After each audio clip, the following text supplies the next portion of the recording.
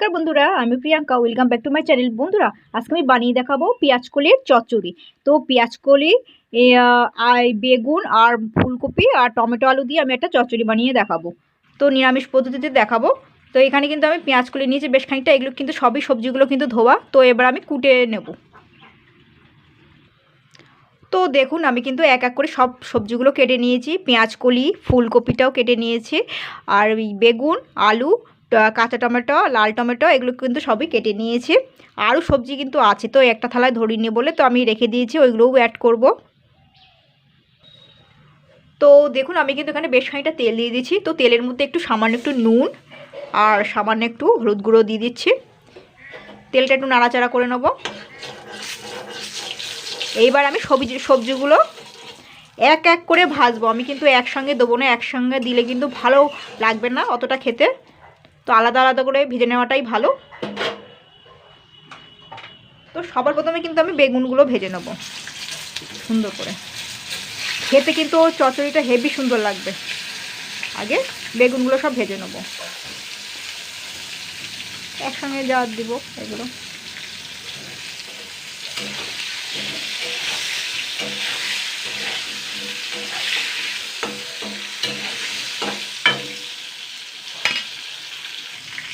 তো বেগুনটা ভাজার জন্য যাতে কম তেল লাগে, তো সেই জন্য কিন্তু আমি একটুখানি সামান্য একটু চিনি ছড়িয়ে দিচ্ছি। এবার চিনিটা দিয়ে ভেজে নেবো। এতে কিন্তু বেগুনের যে তেলটা কম টানবে, কিন্তু ভাজা ভালোই হবে, যেরকম ভাজা হয় বেগুন ভাজা সেরকমই ভাজা হবে, তেল অতটা কিন্তু টানবে না।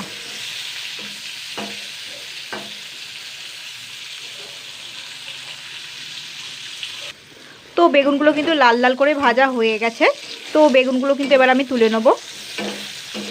দেখুন, বেগুনগুলো কিন্তু ভাজতে ভাজতে একটুকুনি মতন হয়ে গেছে।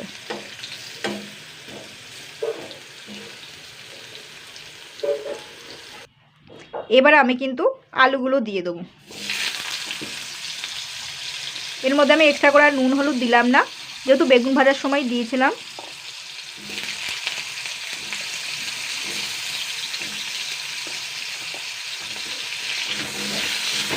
জাস্ট 2 মিনিট মতন হালকা নাড়াচাড়া করে নেব।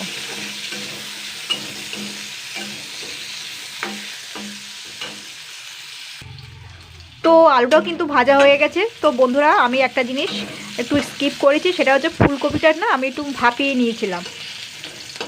তো আপনারা চাইলে ফুলকপিটা ভাপিয়ে নিতেও পারেন, নাও নিতে পারেন, তবে ভাপিয়ে নেওয়াটাই ভালো। তো ফুলকপিটা আমি জাস্ট একটু নুন দিয়ে ভাপিয়ে নিয়েছিলাম, 2-3 মিনিটের জন্য একটু হালকা সিদ্ধ মতো করে নিয়েছিলাম, তাহলে আর অসুবিধা হবে না ফুলকপি খেলে। তো এবার আমি এই আলুটা সাইড করে দিলাম। এইবার আমি এর মধ্যে একটু সাদা জিরে দিয়ে দিচ্ছে, চেরা শুকনো লঙ্কা দিচ্ছে,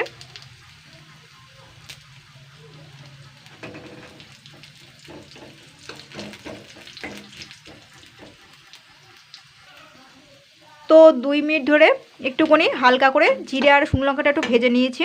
তো এবার আমি এটার মধ্যে আমি এই টমেটো কুচানো, লাল টমেটো, সবুজ টমেটো আর এই পেঁয়াজ কলিটা দিয়ে দিচ্ছি। আলু আর পেঁয়াজ কলি যা যা দিয়েছি, টমেটো, এগুলো কিন্তু আমি একসঙ্গে একটুখানি ফ্রাই করে নেবো আগে।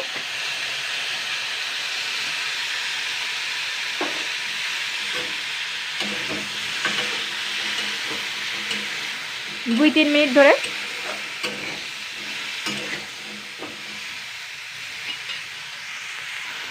তো 2-3 মিনিট হালকা ভেজে নিয়েছি। এবার আমি এর মধ্যে কিছু কিছু উপকরণ অ্যাড করব। এটা হচ্ছে হলুদ গুঁড়ো দিয়ে দিচ্ছি, আর দিচ্ছি নুন, আর দেবো চিনি। ঝালটা যেরকম খাবেন সেরকমই নেবেন। এইবার আমি যে ভাপিয়ে রাখা ফুলকপিটা সেটা কিন্তু আমি দিয়ে দেবো।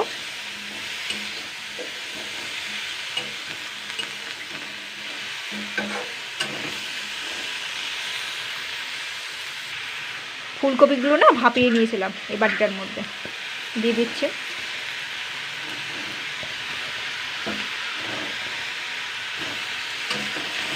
এটা দিয়ে এবার আমি ভালো করে নেড়ে চেড়ে নেবো আবারও 2-3 মিনিট।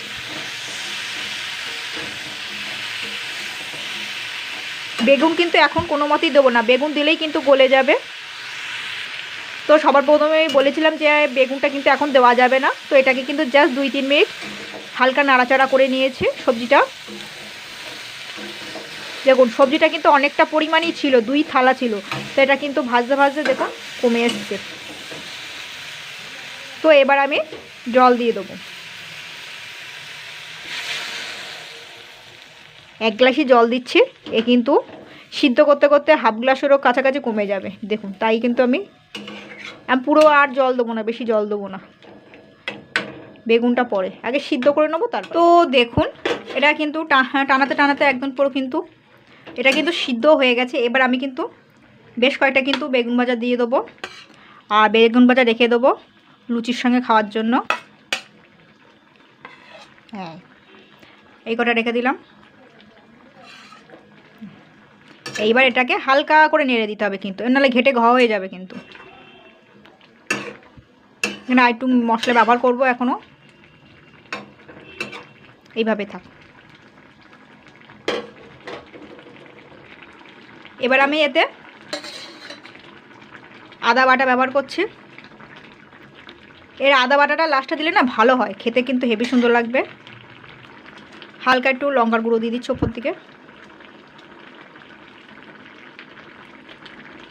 একটু নেড়ে দেবো এইবারে হালকা করে। কিন্তু হয়েও গেছে কিন্তু, যেহেতু বেগুনটা কিন্তু পুরো মানে ভাজা হয়ে গেছে, পুরোপুরিভাবে ভাজা হয়ে গেছে, তো আর বেশি ঘেঁটা যাবে না।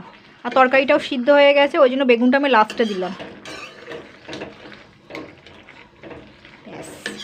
এটা একটু ঝোল, একটু হালকা ঝোল ঝোল রাখতে হবে কিন্তু, যেহেতু একদমই পুরোপুরি মাখো মাখো হয়ে গেছে। আর এই যদি মনে করেন যে একদম পুরোপুরিভাবে শুকিয়ে ফেলবেন, সেটাও করতে পারেন।